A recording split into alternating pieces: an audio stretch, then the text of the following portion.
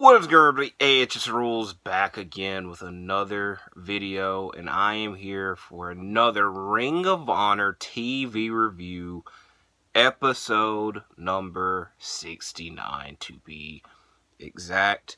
I'm not going to waste much time because this was a massive episode of ROH with two title matches in our co-main event and main event. I'm used to these episodes. The past 2 to 3 months, these episodes have been about an hour long, where this week we were back to a 2-hour episode, and when I saw that, I did say, what the F. But, like I said, a lot took place on this episode. I'll go ahead and say it now. Check out the TV title match that was in our main event, and more than likely in the title and thumbnail of this video, but let's go through the whole episode right now, with our first matchup being Aaron Solo versus Teton from CMLL. Adopted the outside early by Solo, but it is not long before Teton hits his own. Once this happens, Solo targets the knee and keeps Teton grounded. Teton uses this to his advantage, hitting a pop-up Pele kick. Solo hits a spinning kick and a suplex for a 2 count. We get another 2 count after a top rope foot stomp, and then the two exchange a series of kicks with Teton advancing and winning the matchup with a double foot stomp. The next matchup, I will also say this is a side note. There is a freaking bird outside that has been outside for like 3 hours, I would say, that is just chirping, tweeting, whatever the hell you want to call it, and it was extremely loud. I don't think y'all could hear it, but I can, and it's distracting, but I'm going to power right through it. Also, I'm going to start sweating because it is hot.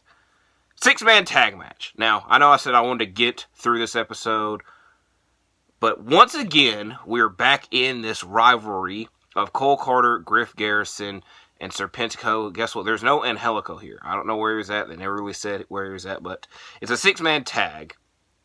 I will say, I'm not going to dwell right into it. This rivalry has been going on for months. I went on Pro Fight DB because I want to know the exact start date. It was in December. I've been saying since January. It was in December when this stuff started, and to an extent, it is still continuing. But the 6-man tag match was Cole Carter, Griff Garrison, and Anthony Henry versus the Infantry and Serpentico. Serpentico and Henry start the match, and they were competing one-on-one for a large majority of the match. We get a magic killer by the Infantry that gets a 2 count. Henry hits a brainbuster on Bravo, but it is followed by a swanton by Serpentico, with Garrison breaking the pinfall up. The referee's back is turned, with Garrison being able to hit Serpentico with a chair, with Garrison, Carter, and Henry picking up the victory. There's also a part in the match where Maria was out there and she showed Serpentico his mask that they've been holding hostage for months. Is continuing. As now we get a very noteworthy thing to talk about on this episode. A Minion Empowerment meeting, probably the biggest one to date, as Athena comes out on crutches and in a boot, accompanied by Lexi Nair and Billy Starks, and she has torn ligaments in her ankle and is scheduled to be out 4 to 6 months. And she did not want this to be how her reign ends. I believe the exact number is 540 plus days at least. I remember them saying that. So she did not want this to be the way that the reign would end, because she has put so much into it. And it is her decision that she's going to keep this championship. This is a little side tangent. Wheeler Yuta, who was the Ring of Honor Pure Champion, has not been on ROH TV in a hot minute, was out with an injury. And, of course, we're never trying to rush people back from injury, but they never mentioned him. They just kind of like, yeah, we're going to make y'all kind of forget him. And he was out almost 4 months already this year and has not defended the championship. So, hypothetically speaking, they could do the same here. They can go the interim title route that everyone hates. I understand why. We don't really know the route they're going to go with yet. And we potentially could have found out if it was not for Red Velvet and Queen Aminata interrupting. And they do not think she is hurt, because they think that A, Billy Starks and Athena finally met their match and that they are scared of Aminata and Velvet.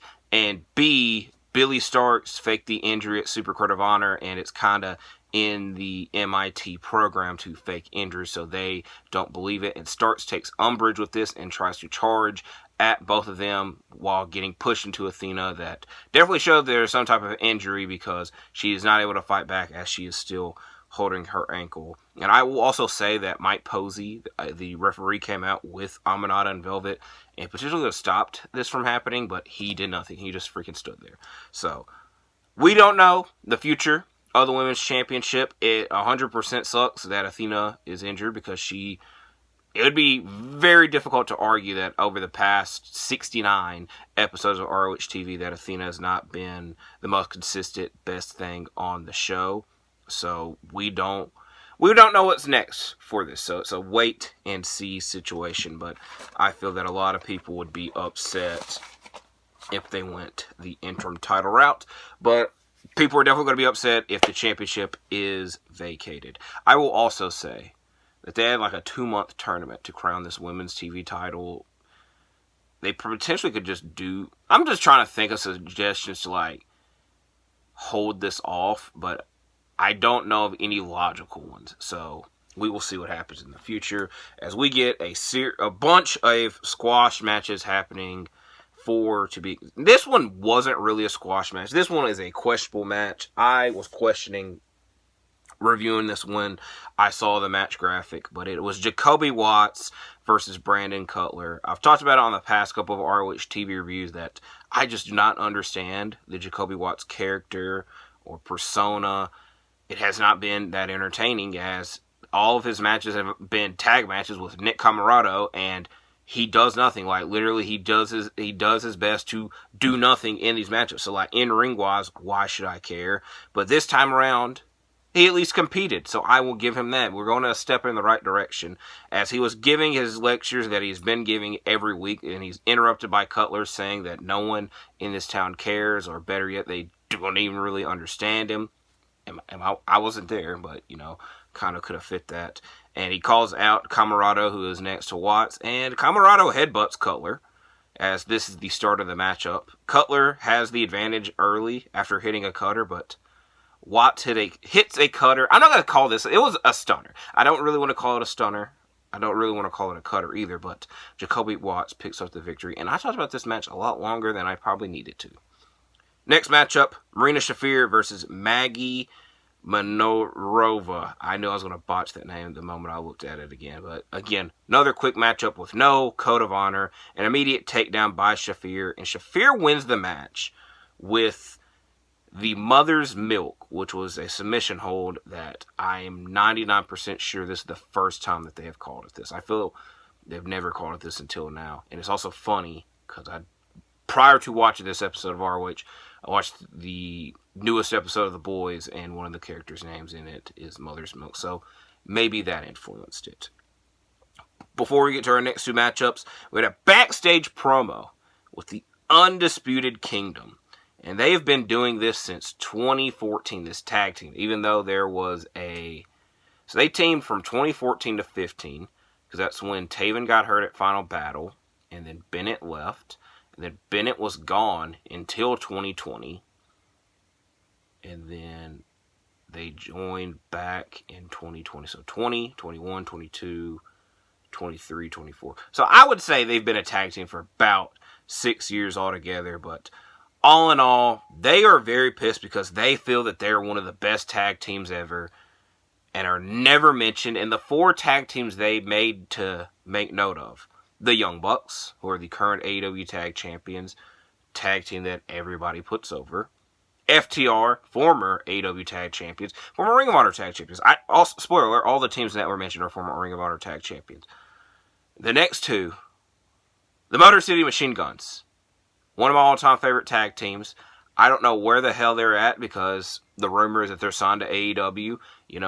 It is wishful thinking on my behalf that they take these ROH tag titles from the Undisputed Kingdom, but we don't know really where the hell they're at. Then the last team mentioned were the Briscoe brothers. So I always take umbrage when the Kingdom, and this is just a personal thing, when the Kingdom say we're the best tag team of all time, we're the best Ring of Honor tag team champions of all time. When you look at the ROH Tag Team Championships and you see the side plates and you see the Briscoes. I'm telling this to them. I'm telling this to the whole universe. I'm telling this to anyone in the future that holds the Ring of Honor Tag Team Champions. You will never be able to duplicate what the Briscoes have done for Ring of Honor, for tag team wrestling in general, and 100% in this situation I'm talking about, the ROH Tag Team division as a whole. That is my opinion.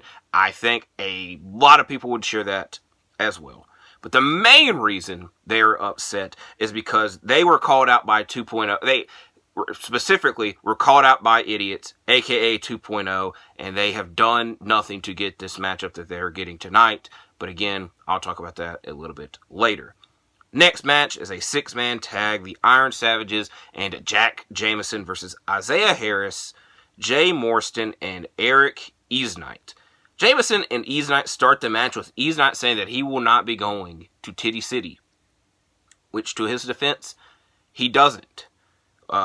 Spoiler alert, Jay Marston does later on in the match. But we do get frequent tags from the Iron Savages, mainly dominating the matchups and winning the matchup with Boulder hitting a frog splash off of the top rope. Next matchup, Lance Archer versus Iceberg. I did not get to hear his name because Archer attacked immediately and the ring announcer did not get to say it, and I could at least read the weight belt that he was wearing, and it said Iceberg. Archer hits a black hole slam for a 2 count. Shout out Abyss. Iceberg misses a swanton, and then Archer hits a choke slam and blackout to win the matchup. Now, next 3 matchups, very good. Before we, again, get into that, we had a backstage promo from Atlantis from CMLL, and he challenges the winner of the TV title match later on, but he wants to do this matchup in CMLL, so I don't know when exactly that match will be taking place, but it's Forbidden Door season, so there's that. I will say that we saw Teton earlier, we got Atlantis. I enjoyed so much the episode from last year, the week after Forbidden Door, because a lot of New Japan talent were there, obviously, for Forbidden Door, and the whole majority of that week's episode of ROH was involving New Japan talent. So I'm very much hoping that they're able to do that again this year, but we'll have to wait and see closer to time. As our next match is Diamante versus Layla Hirsch. Now, I might be a little wrong with this, but I'm fairly certain the commentator team, Caprice Coleman to be exact, mentioned that Layla Hirsch's only losses in Ring of Honor have either involved Athena or Diamante, so there's a bit of history, obviously, here with that, but it's back and forth early on. Hirsch hits a drop kick for a 2 count. Another one is attempted with Diamante stopping it. Hirsch fights back with a series of German suplexes and a corner drop kick. Hirsch wins the matchup with an inside cradle after Diamante was attempting a move, and Diamante was upset with this and attacks her afterwards. As now we get to these 2 title matches. The first one being a tag team title match 2.0 versus the Undisputed Kingdom. A couple months ago, weeks ago, I guess I could even say, Cool Hand Ange and Daddy Magic came to Ring of Honor with eyes on the Tag Team Championships. And then Cool Hand Ange got married. Congratulations. And it's been on, commentary keeps mentioning it. He has been on his honeymoon this whole time. Now, I want you to look at my hands. I'm not a married man. I don't know many people that are on month-plus long honeymoons. Like, I really doubt he was on his honeymoon for that long, but for this whole build, outside of that initial backstage promo, Cool Hand Ange has not been seen. It has mainly been Daddy Magic by himself, and he earned this match for this team after beating Mike Bennett in a singles bout. So here we go with this. I also will say, they're apparently not called 2.0 anymore, according to the commentary team, but I had already wrote it down, and the Undisputed Kingdom called them that in the backstage promo earlier, so there's that. Bennett and Cool Hand Ange start the match off. Both quickly tag out with the Kingdom cornering Daddy Magic. 2.0 stopped Taven from hitting a drop kick to the outside. A Spicoli driver and running knee by the Kingdom gets a 2 count and stops a Hail Mary from being hit. And then he tags in Daddy Magic, who gets a Boston Crab on Bennett, who is very fired up when Taven starts to punch him. And Cool Hand Ange and him go to the outside. We get a double DDT by 2.0 that gets a 2 count. And then Taven, who is still on the outside, throws a Tag Team Championship into the ring. And this distracts the referee. And more so, Daddy Magic, who picks the title up and tries to get rid of it himself, but is rolled up by Mike Bennett, meaning that the Undisputed Kingdom retain their Tag Team Championships in this matchup.